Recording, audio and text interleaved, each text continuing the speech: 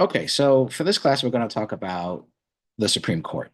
This is the third branch of the federal government, obviously. To many people, it's probably the most mysterious branch of government. It's probably the branch that people know the least about, but of course is no less important for that. Now, right off the bat, I'm going to really spend most of the time talking about the Supreme Court itself. And technically, the federal judicial branch includes more than just the Supreme Court. You have appeals courts, you have federal district courts and other courts as well. But obviously, I think for fairly obvious reasons, we're going to mostly spend our time talking about the Supreme Court. The Supreme Court itself, as I've already talked about in previous classes, is made up of 9 different members. They serve for a life term. Once you're on the court, you basically serve for life. You are nominated by the president, confirmed by the Senate. And of course, rulings by the court are decided by majority rules. So I'm going to get right to the talking about the 14th Amendment because this is arguably the amendment that is most important in the Constitution, or at least for the point of view of the Supreme Court, as has been invoked by the Supreme Court more than any other. So as it says here, this is just Section 1. All persons born or naturalized in the United States and subject to the jurisdiction thereof are citizens of the United States and of the state wherein they reside. This is known as, the birthright clause or the citizenship clause. Basically, if you're born in the United States, then you are a citizen of the United States and of the state wherein you reside. Now, as I mentioned, Trump apparently thinks that he's going to get rid of this part of the Constitution. There's simply no way he could, legally do so without changing the Constitution itself. But let's see what he, attempts to do here. Going on, no state shall make or enforce any law which shall abridge the privileges or immunities of citizens of the United States, nor shall any state deprive any person of life, liberty, or property without due process of law, nor deny to any person within its jurisdiction the equal protection of the laws. Now, these two aspects, the due process clause now extended to the states and the equal protection clause, are basically cited by the Supreme Court more than any other part of the Constitution. As we know, due process is also found in the Fifth Amendment of the Constitution, but originally it pretty much pertained only to the federal government itself. What the 14th Amendment does is basically extends the notion of due process to state governments as well, basically sort of expanding the reach of this idea of due process of law, and also giving the federal government the ability to regulate those things. And the equal protection clause is essentially there to make sure that the laws do not discriminate against people. We know, of course, that in reality, laws in this country still fall very short of that. But these are, strong attempts to try to make up for that gap. And even though it took a long period of time for these things to even be sort of, concretely applied, they eventually were to some extent. And like I said, basically form the most, important foundation for how the Supreme Court decides on many different cases. Now, the idea of due process itself can sort of be further broken down. Most of the time, when we talk about due process, we're referring to a specific legal process, right? That has to be followed by the government. We've talked about how the legislative process works. We've talked about, maybe to some extent, to a more limited extent, the legal proceedings in a courtroom, trial by jury, and things like that.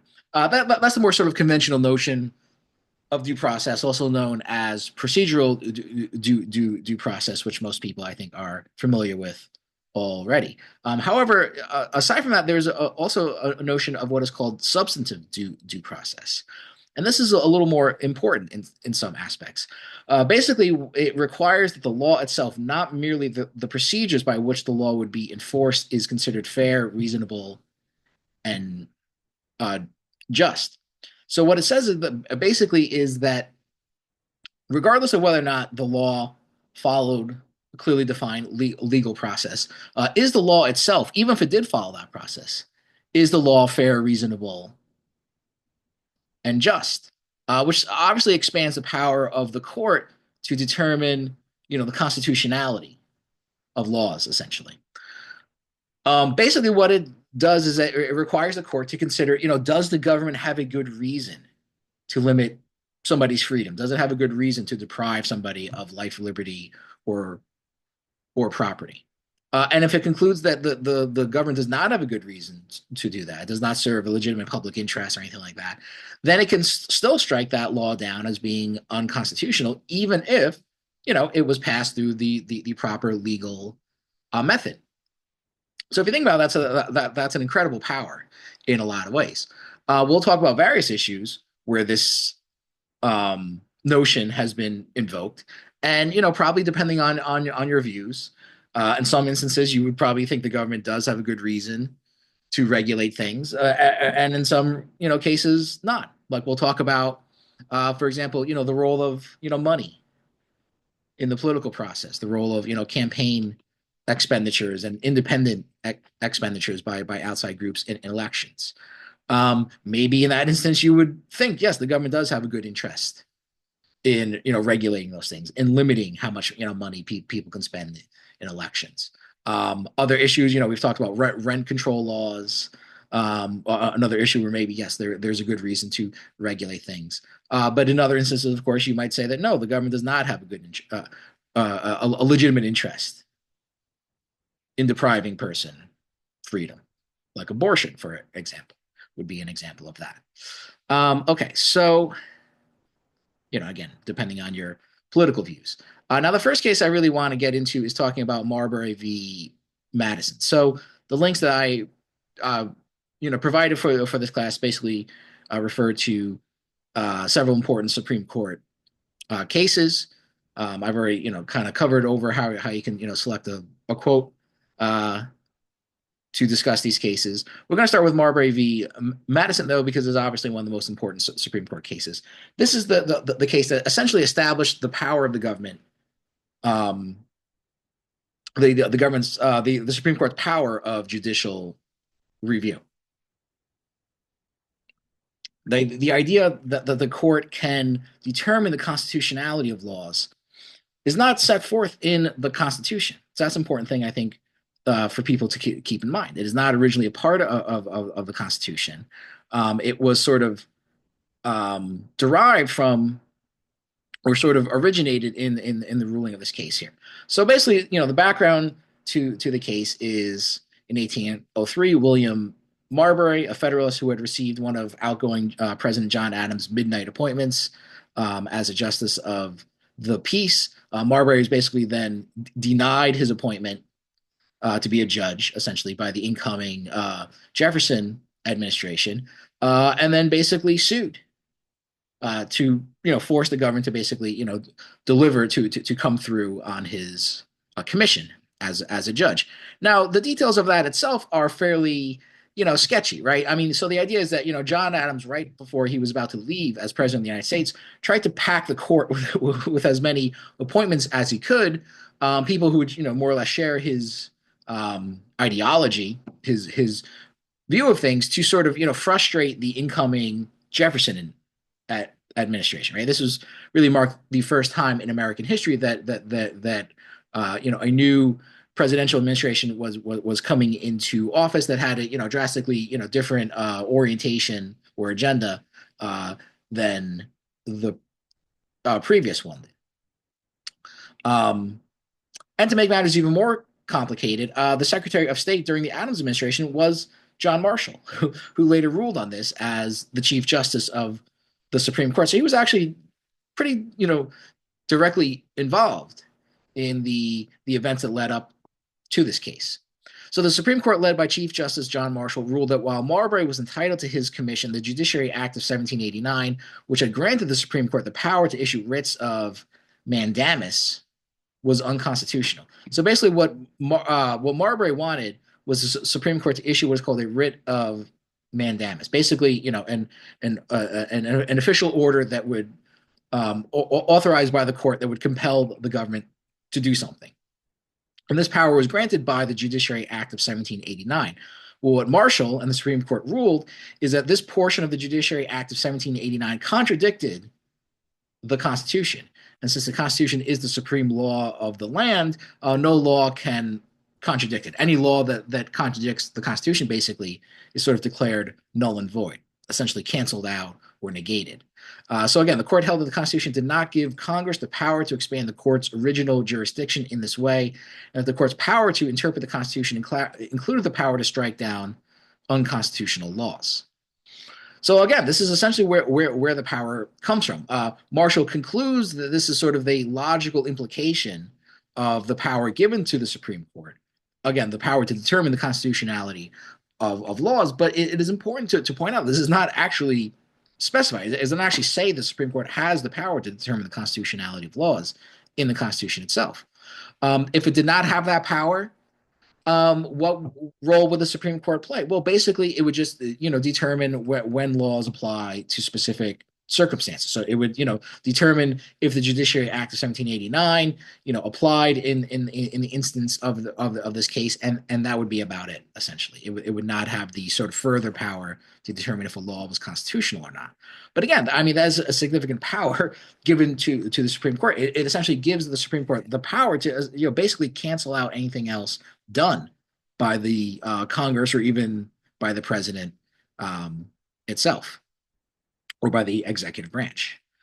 All right, so I'm going to move on pretty quickly here. Right, we have a number of different cases to talk about.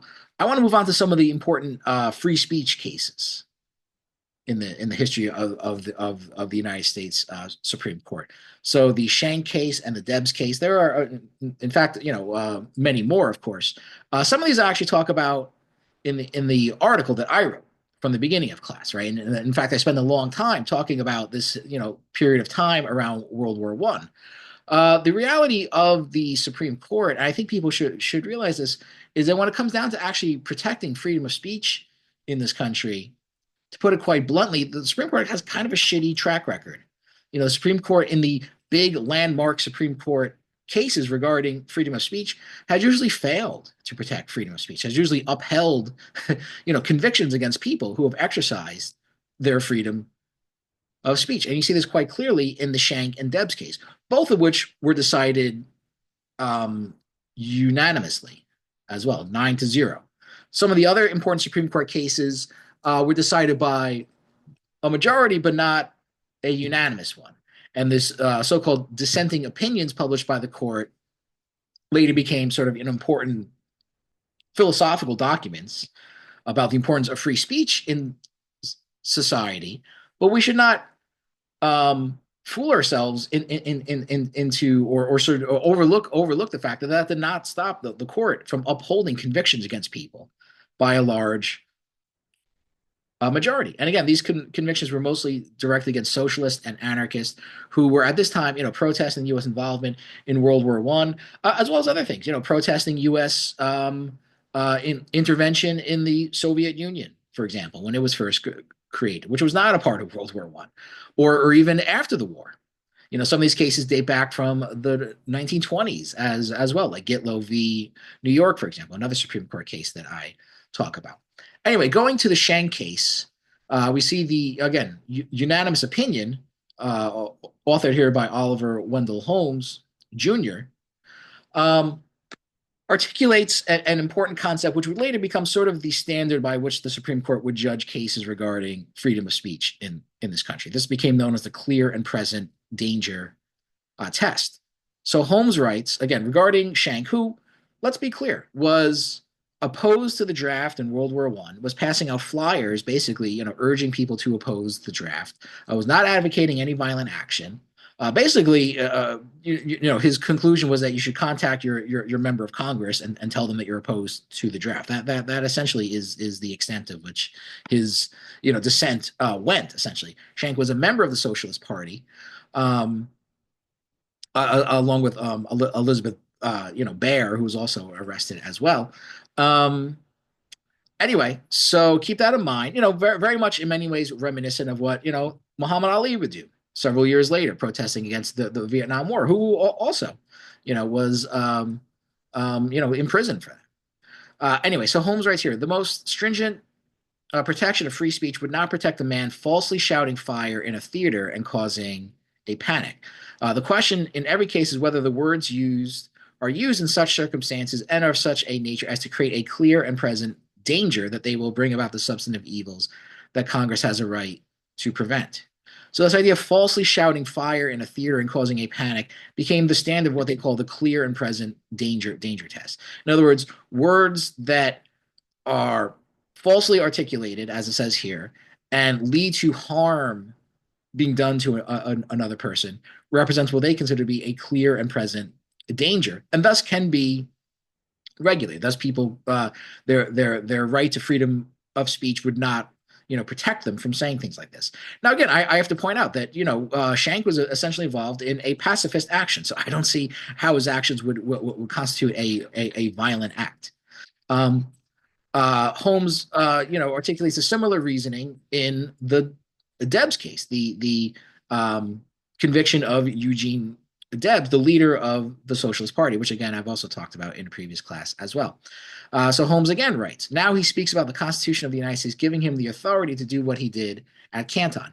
Basically, what he did at Canton was to give a speech in support of other people who had been arrested for opposing the draft. So again, not engaging in any kind of violence at all. The Constitution provides that there shall be no abridgment of free speech. It is true. Yet it is a fact that a man in a crowded auditorium or any theater who yells fire and there is no fire and a panic ensues and someone is trampled to death may be rightfully indicted and charged with murder and may be convicted and sent to the electric chair for making such an outcry where there is no occasion for it. That is an abridgment of the right of free speech according to the defendant to the defendant's idea. So again, this reasoning, this kind of legal reasoning has been used for a long time, to prosecute socialists and anarchists, particularly during this period of time. Not so much recently, of course, but in these, the early to middle part of the 20th century, it was used quite frequently. And again, I would say I think people would be concerned to know that as much as the importance, as much as we treat the idea of freedom of speech as a kind of sacred right, the actual track record of the court in protecting this right is pretty weak. I mean, let's be clear about that. Now, ironically enough, I would argue that this idea of falsely shouting fire in a theater and causing a panic, much more accurately, or as an analogy, comes much more closer to describing what Donald Trump did with his false claims of the election being stolen in 2020. I mean, it's very similar, in fact, right? He was making false claims. These false claims led to people getting hurt and even killed. By that logic, what he should be considered a criminal act. As Holmes writes here, he should be charged with murder, basically. But of course, that did not happen, and sent to the electric chair, even, as he says here. Now, here's a few excerpts from the recently released report by Jack Smith, right, who was a special counsel who led the investigation into Trump's attempts to overturn the 2020 election. Here's just a few excerpts. This was just recently released, of course, but I think it's interesting and has bearing on what I just said. So here's a few excerpts from it. Smith writes that the core of Mr. Trump's obstructive scheme was a false narrative of outcome-determinative voter fraud, which he and his surrogates frequently repeated and wildly disseminated over the course of 2 months. Crucially, not only was Mr. Trump's voter fraud narrative objectively false, he knew that it was false. So again, he's yelling fire in a crowded theater. He knows that he's saying something that is untrue and that this is going to then incite people to commit violent actions. I mean, after all, let's take this seriously for a second. Let's say the election actually was stolen. I mean, isn't that a reason to get up in arms about something? But Trump knew that what he was saying was basically false. I think that's a very important thing. It wasn't just he was misled or actually believed what he was saying. He knew that what he was saying was false, at least according to this investigation here. Mr. Trump's false claims were repeatedly debunked, often directly to him by the very people best positioned to ascertain their truth. Campaign personnel told Mr. Trump his claims were unfounded. So did state officials, a White House official who engaged with Mr. Trump in his capacity as a candidate and even his own running mate. Here, the evidence showed that Mr. Trump decided even before the election that he would allege outcome determinative fraud, whether it occurred or not, if he were not declared the winner, and he adhered to that plan, repeating false claims that he knew to be untrue. It bears emphasis that Mr. Trump's knowing deceit was pervasive throughout the charge conspiracies. This was not a case in which Mr. Trump merely misstated a fact or two in a handful of isolated instances. On a repeated basis, he and co-conspirators used specific and knowingly false claims of election fraud in his calls and meetings with state officials in an effort to induce them to overturn the results of the election in their states. To his own vice president, to induce Mr. Pence to violate his duty during the congressional certification proceeding on January 6th as a call to action to the angry crowd he had gathered at the LISP and sent to the Capitol to disrupt the certification proceeding. So again, almost as clear an example as you can get of somebody yelling fire in a crowded theater. I mean, the only thing closer would be to literally yell fire in a crowded theater. But this idea of spreading false claims, making false claims with the intention that this would lead to harm is quite clear. So why isn't Trump basically charged with murder for what he did, just as these socialists and anarchists were thrown into prison? Some of them were deported from the country. There's a significant crackdown during this period of time, especially around the period of World War I and the years afterwards. The so-called First Red Scare, following the end of the First World War. Now, of course, there are various limitations in the Smith report as well, which I'll just mention, in passing, but I think people should keep that in mind. Does not, really discuss the role of the Pentagon in delaying the deployment of the DC National Guard, which took over 3 hours to be deployed. Or the role of the FBI, which knew in advance that such a insurrection was about to take place. To this very day, we've never gotten a satisfactory explanation for either of those things. The government knew that something like this was going to happen, but did nothing. And when it did happen, moved extremely and suspiciously slow in doing anything to contain it. Why is that? The theory, among many would be that Trump, obviously had some people who were sympathetic to his view in both the FBI and in different aspects of the military and intelligence agencies. If not, then I've still never seen a satisfactory explanation for either of those things. And although it provides pretty strong evidence to show that Trump knew that his claims about the election being stolen were false, it stops short in actually charging Trump with actually creating an insurrection or inciting people to insurrection. Although it does agree that it was foreseeable to Mr. Trump that he caused it, meaning that basically Trump caused the violence that happened that day. It does not go forward with that, which I think is a significant limitation as well. And then it basically still kind of insulates other people in the Republican Party who are also knowingly a part of this as well, and we're working with Trump. So again, I mean, I would cite this then as again another clear example of the kind of double standard that you see here. My article, which was written in 2021, ends by saying that I doubt anybody who was high up in the planning of this thing will ever face any real legal accountability for it. And I could say almost 4 years later that I could still stand by that claim. I mean, that has not happened. Some of the the flunkies on the ground have obviously been charged with it, but none of the higher ups, none of the people who are actually in on the actual planning of this thing have faced any consequences for their actions. So I think that claim has proven to be true even several years later now.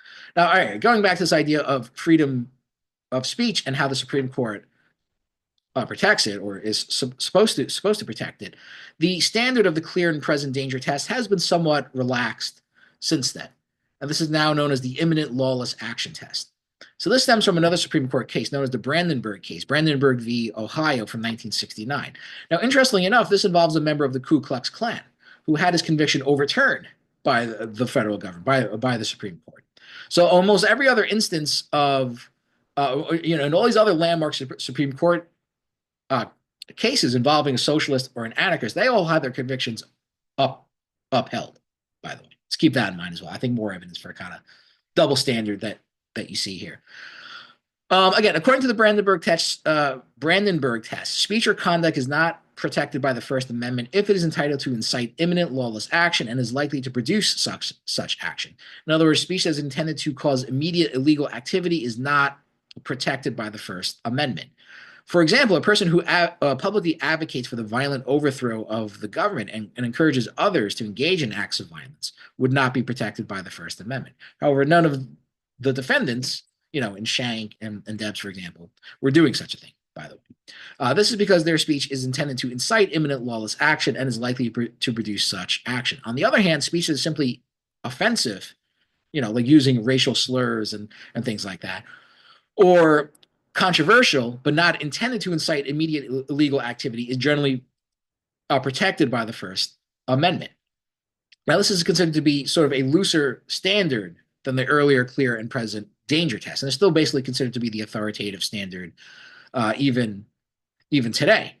I would argue that even by this standard, you could still make a pretty good case that what Trump did would fall under this, that his speech would not be protected by the First Amendment. But that's neither here nor there. Obviously, so any kind of prosecution of Trump is not going to be forthcoming. Obviously. So now we'll move on to another important case, the Buckley v. Valeo case from 1976. Right, we're moving through these things pretty quickly. Obviously, there are many other important Supreme Court cases I'm leaving out of this: the Dred Scott case, Plessy v. Ferguson, and various others. Some of them were included among the readings for the class, but some of them I would assume people have at least heard of or have some familiarity with already. I tried to select cases that are still very much relevant now and still pertain directly to issues that we're dealing with now, obviously. Now, the Buckley case is, again, another very important case, one which is probably not very well known, but probably should be. It's a very difficult case to read. It is, by some accounts, the longest Supreme Court opinion ever authored. It's very hard to read. Some Supreme Court cases are very easy to read. Brown versus Board of Education, very easy to read, fairly short.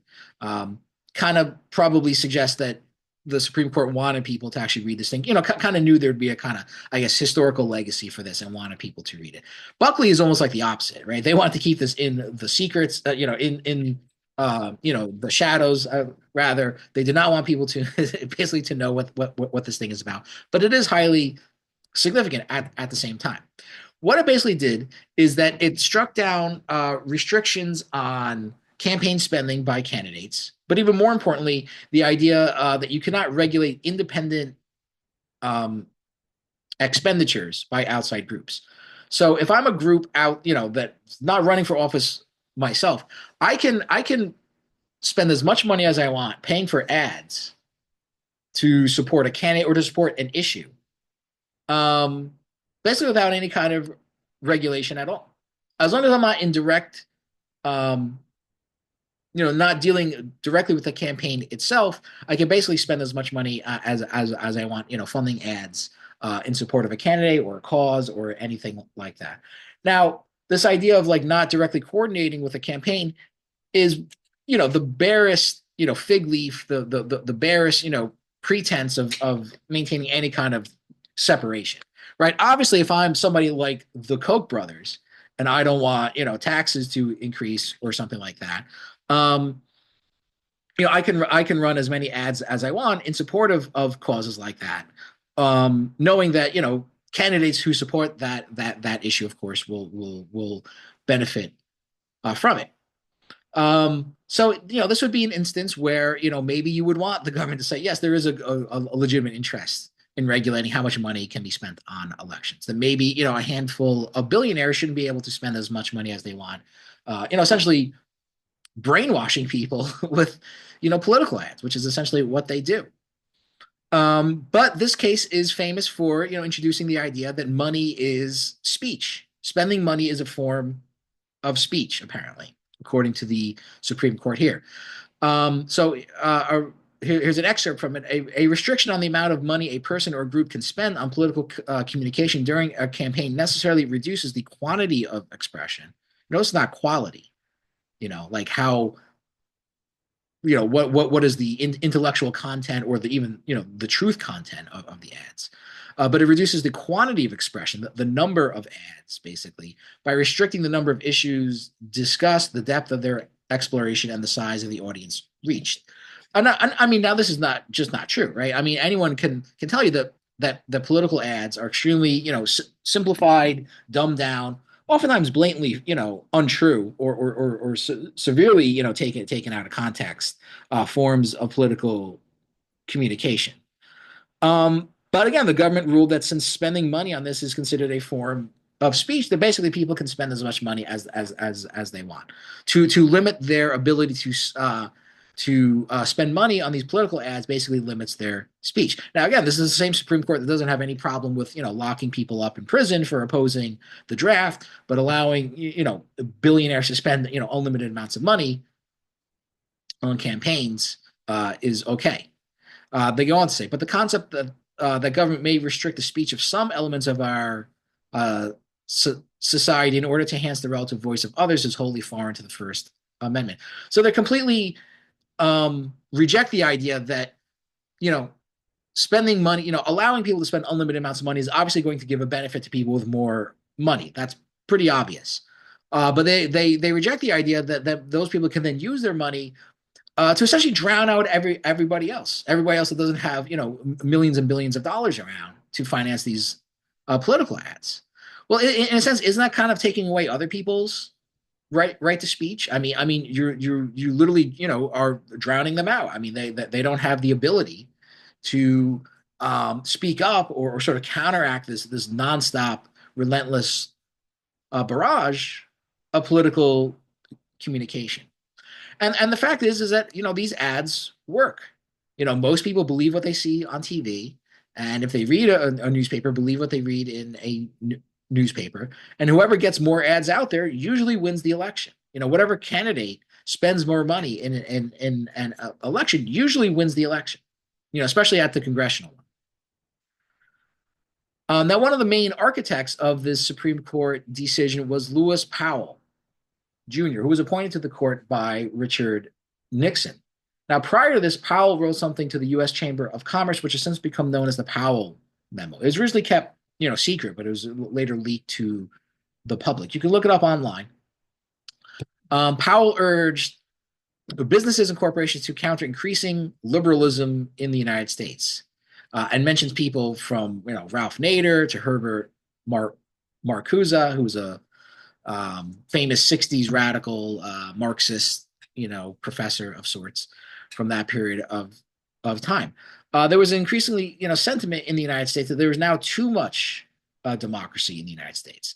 That since the late 1960s, the United States has become too democratic for the taste of the moneyed interest of this country.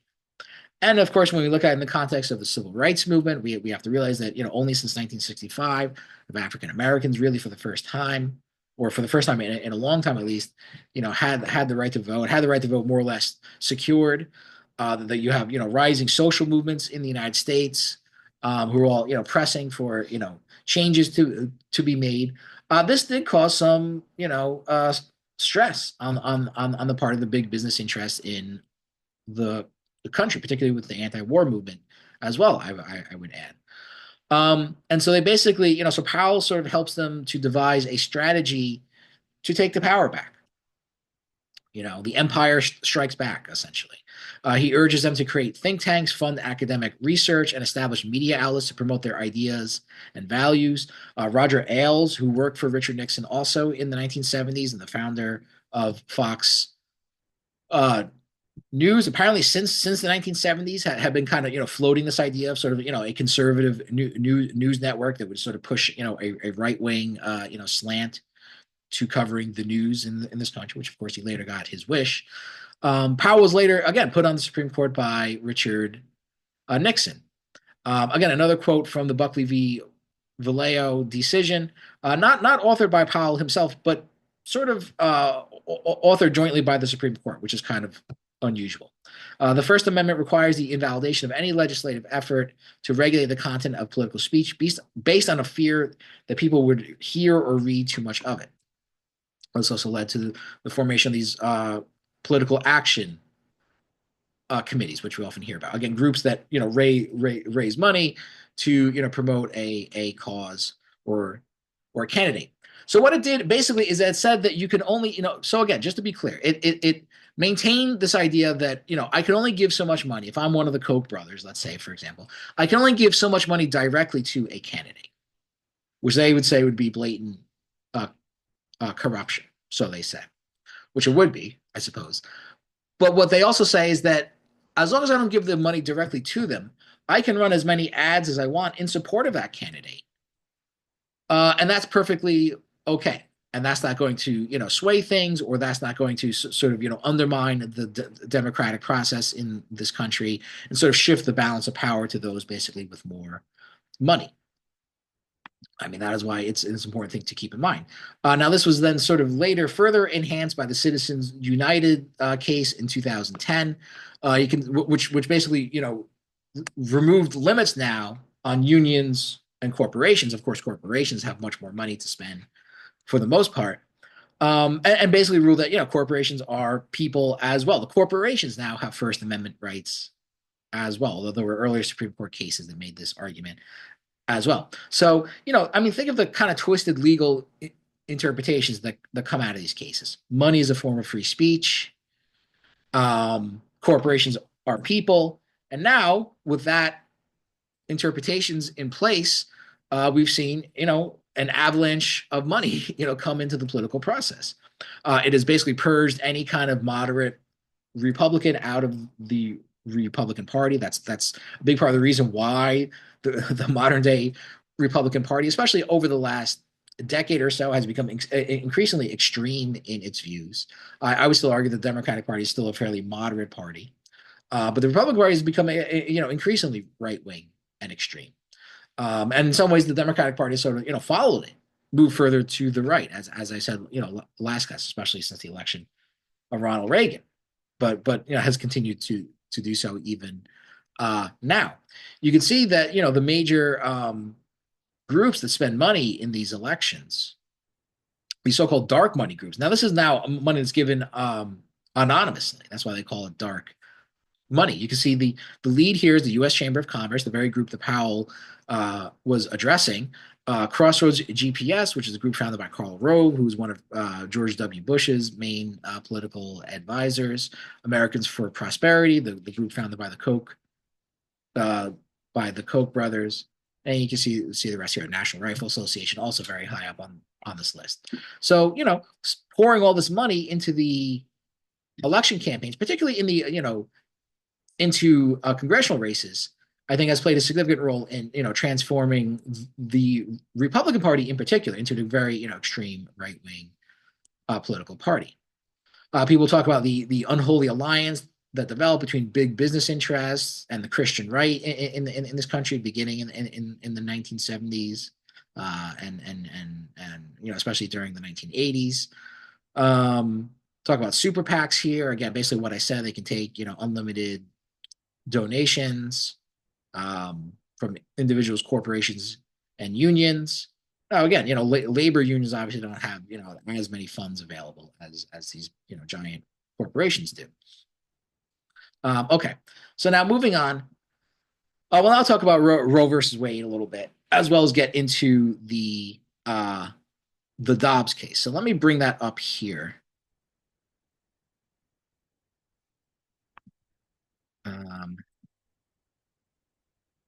Let me exit out of here for a second.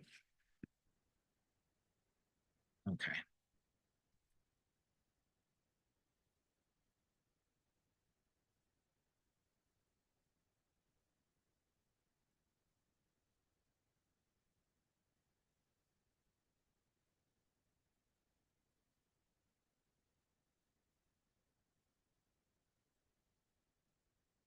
So, all right, let's look at the Roe case first. So you get a brief sort of summary here. In 1970, Jane Roe, a fictional name, filed a lawsuit against Henry Wade, the district attorney of Dallas County, Texas, where she resided, challenging a Texas law making abortion illegal except by a doctor's orders to save a woman's life. In her lawsuit, Roe alleged that the state laws were unconstitutionally vague and abridged her right of personal um, privacy protected by the First, Fourth, Fifth, Ninth, and 14th Amendments. Does the Constitution recognize a woman's right to terminate her pregnancy by abortion? And in a 7-2 decision, the court ruled that yes, a woman does have a right to terminate her pregnancy by abortion, but within limits as well. I think that's important to keep in mind, right? Roe never created an unlimited right to have an abortion. It did, in fact, set limits. But let's read the legal interpretation here. So, inherent in the Due Process Clause of the 14th Amendment is a fundamental right to privacy. Again, an implied right. It's not specifically stated, but the court rules that the right to privacy is sort of logically implied by the language of the Constitution. That's an important thing to keep in mind. That protects a pregnant woman's choice whether to have an abortion. However, this right is balanced against the government's interest in protecting women's health and protecting the potentiality of human life. The Texas law challenged in this case violated this right. So I'm not going to read everything because not all of it is important. Obviously, whether or not it was a moot case or not. I mean, legal terminology here, we don't have to concern ourselves with it too much. But going down here, the Due Process Clause of the 14th Amendment protects against state action. The right to privacy and a woman's right to choose to have an abortion falls within that right to privacy. A state law that broadly prohibits abortion without respect to the stage of pregnancy or other interests violates that right. Although the state has legitimate interest in protecting the health of pregnant women and the potentiality of human life, the relative weight of each of these interests varies over the course of pregnancy, and the law must account for this variability. In the first trimester of pregnancy, the state may not regulate the abortion decision. Only the pregnant woman and her attending physician can make that decision. In the second trimester, the state may impose regulations on abortion that are reasonably related to maternal health. In the third trimester, once the fetus reaches the point of viability, a state may regulate abortions or prohibit them entirely, so long as the law contains exceptions for cases where abortion is necessary to save the life or health of the mother. So again, it's important to keep in mind that it never granted an unlimited right. It was always, to some extent, limited. But the major argument to come out of this is that this is an issue to be decided by the right to privacy. That, in other words, this is simply a private matter. It's really nobody else's business, essentially. Although they do recognize the quote potentiality of human life that they say here. Again, the idea is that does the government have a right to regulate abortions? Can the government stop a woman from receiving abortions? So this is in the notion of substantive due process. It would say that, well, for the most part, no.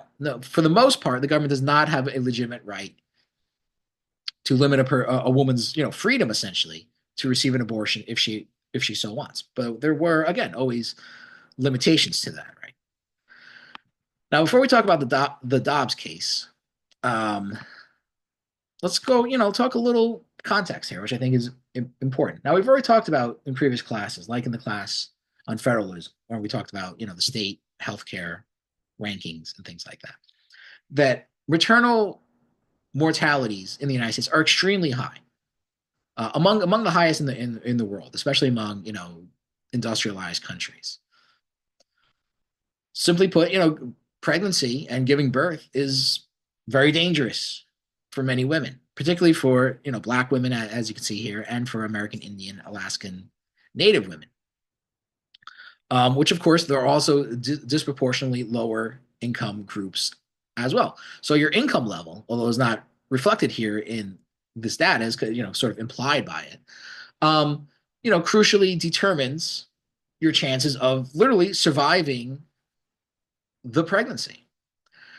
And many people who point out what they consider to be the hypocrisy of the anti-abortion crowd often point out the fact that once that child is born, they basically don't care what happens to the child anymore. They're opposed to any kind of welfare assistance for children or for single mothers or for unwed mothers. And I do feel that is a fair argument to make. I do feel that shows a lot of hypocrisy on their part. Simply put, if these so-called pro-life people were so concerned with life, you think that they would want to support welfare programs for women and for children that would make, potentially pregnancy a less dangerous proposition for women. But they're opposed to all of that. And as we saw in the state healthcare rankings, the pretty much every state that has made abortion illegal are also the states that have literally the highest maternal mortality rates also. So it's literally most dangerous to give, to give birth in a state where it's also, the hardest basically to receive an abortion. And if you look at, statistics on this, I mean, the overwhelming majority of women who receive an abortion at some point in their life cite economic reasons. Something like 70 to 80% of women basically cite, economics as the main reason for, receiving an abortion. So again, I would say to people who are so opposed to this idea, if they're really that opposed to it, then maybe support, programs that would support single mothers, and maybe you would, bring down those maternal mortality numbers significantly. I mean, surely you could, if there's any kind of, cause and effect relationships. Surely, if you supported more welfare programs for women, you would certainly bring those mortality numbers down. You wouldn't eliminate them completely, but you would certainly significantly bring them down. So, if you're so concerned about life, why not support that? Now, I'm a man. I don't know if I'm just giving my dumb man, point of view on this, but to me, that certainly seems to be a legitimate argument. And someone can, correct me if I'm wrong, if there's something about it that I'm missing. I mean, certainly, I'm not saying that, supporting welfare is an excuse to then take away the right to abortion. I still think that women should have a right to an abortion, of course.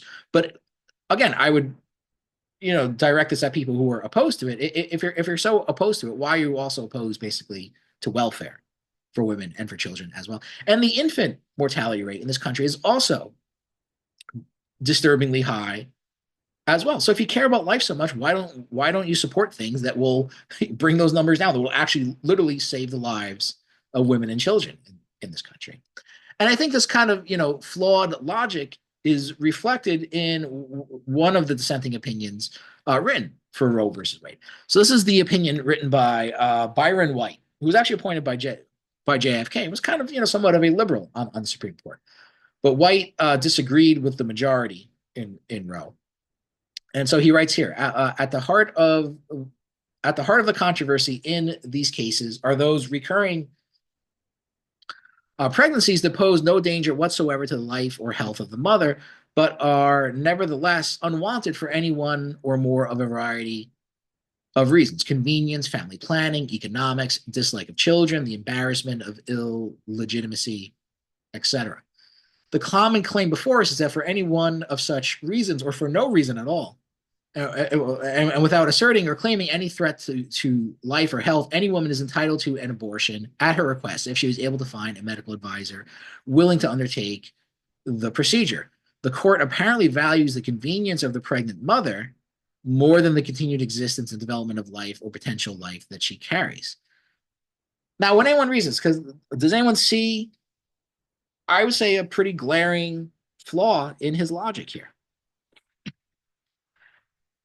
Basically, it's this idea that you can divide women into two different categories, right? Women whose pregnancies may pose some risk to their health, and women whose pregnancies pose no risk to their health. That's a completely artificial distinction that is being made here. You cannot know that in advance. Any pregnancy basically carries potential risk, and you really don't know, until you're actually done with it, what those risks are going to be. Almost every single woman reports at least some kind of physical change. Their bodies are never fully, completely the same after pregnancy and giving birth to a child. In some cases, they're very, minor, of course, but in many cases, they're very major. And that, combined with what I've already said about, the extremely high maternal mortality rate in this country, I think makes his argument here completely fallacious.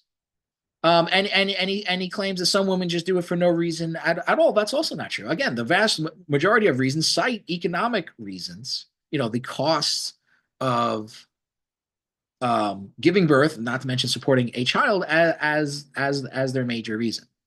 So, I mean, to me, his argument is completely flawed, and very obviously so. You would think a member of the Supreme Court would be a little bit better at making an argument like this. Although you'll see when I turn to the Dobbs case next, that is not necessarily the case there as well. Now, even prior to the Dobbs case, we also have to keep in mind that, you know, the weakness of the Democratic Party, their fecklessness in the face of the extreme, views of the Republican Party, had even prior to the Dobbs case led to abortion being almost illegal in many parts of the country anyway. So you can see here this map shows you abortion clinics per state in 2014. You can see that many states only allow for one abortion clinic in the entire state. There's one place in the entire state where you could get an abortion. I would argue that, essentially almost makes abortion illegal. I mean, it certainly makes it extremely hard to do. Not to mention other, restrictions that would be imposed upon people in the state. And so, essentially they've gone from 1 to 0. I mean, that's not that much of a difference, though. I mean, let's be clear. All right, so before I close things out, let's take a sort of brief look at the Dobbs decision here. Again, so facts of the case. In 2018, Mississippi passed a law called the Gestational Age Act, which prohibits all abortions with few exceptions after 15 weeks gestational age. Jackson Women's Health Organization, the only licensed abortion facility in Mississippi, and one of its doctors filed a lawsuit in federal district court challenging the law and requesting an emergency temporary restraining order. After a hearing, the district court granted the TRO while the litigation proceeded to discovery. After discovery, the district court granted the clinic's motion for summary judgment and enjoined Mississippi from enforcing the law, finding that the state had not provided evidence that a fetus would be viable at 15 weeks. And Supreme Court precedent prohibits states from banning abortion prior to viability. The U.S. Court of Appeals for the Fifth Circuit affirmed. Question: is Mississippi's law banning nearly all abortions after 15 weeks gestational age unconstitutional? And this is the conclusion that the court wrote. This is, a summary of it. If you want to read the whole thing here, you can see the various, opinions written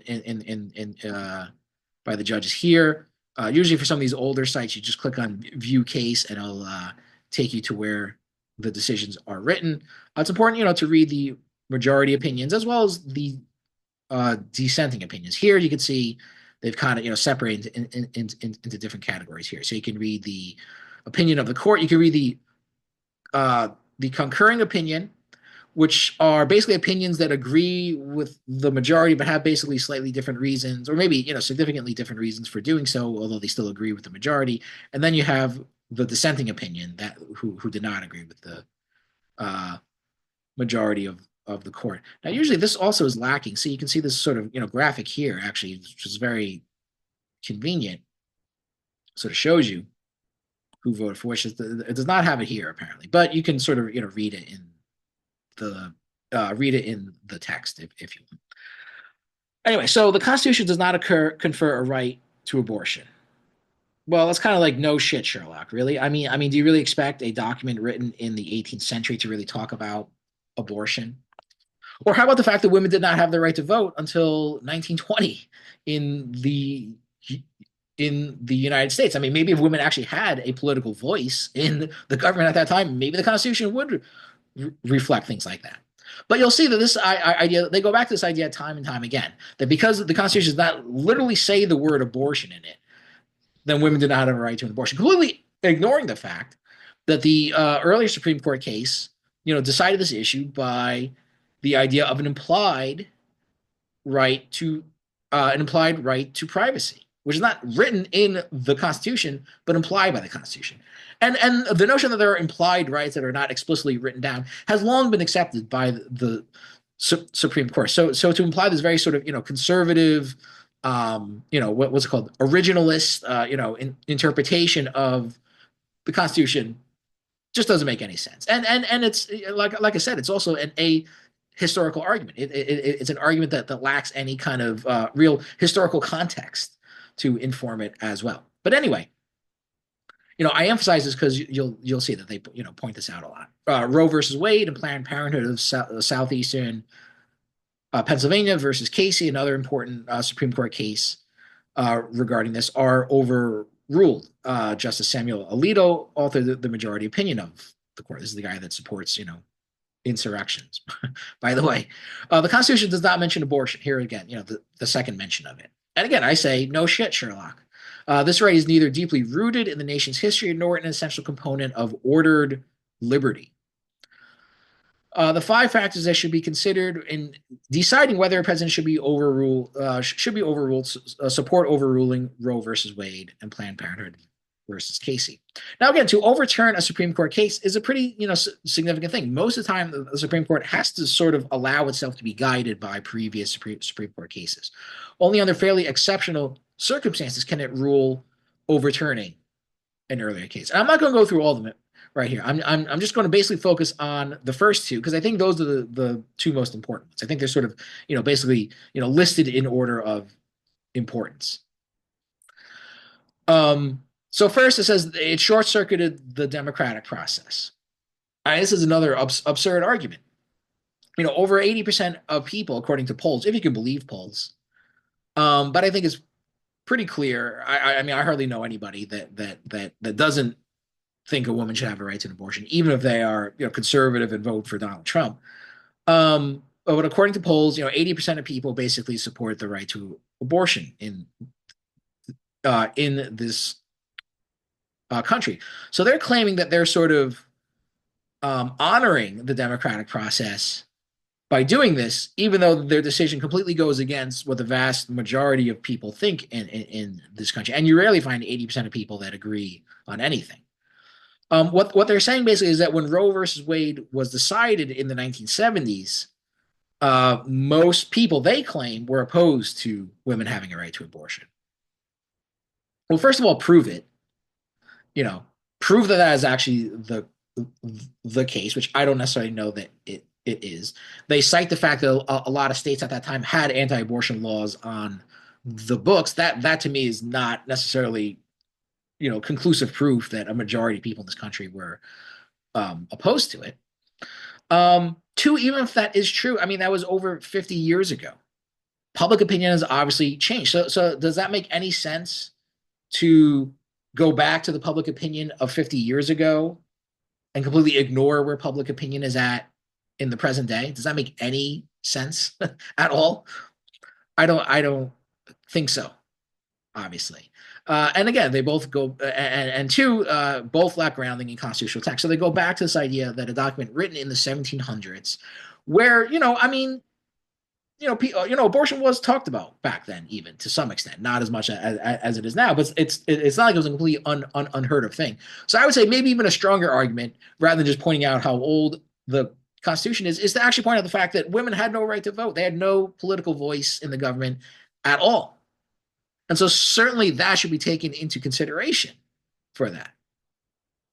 But this is the kind of argument that they look at. And the other three becomes, sort of more, ensconced in legal terminology. So I'm not going to really go into that here. But I think this is a ridiculous argument.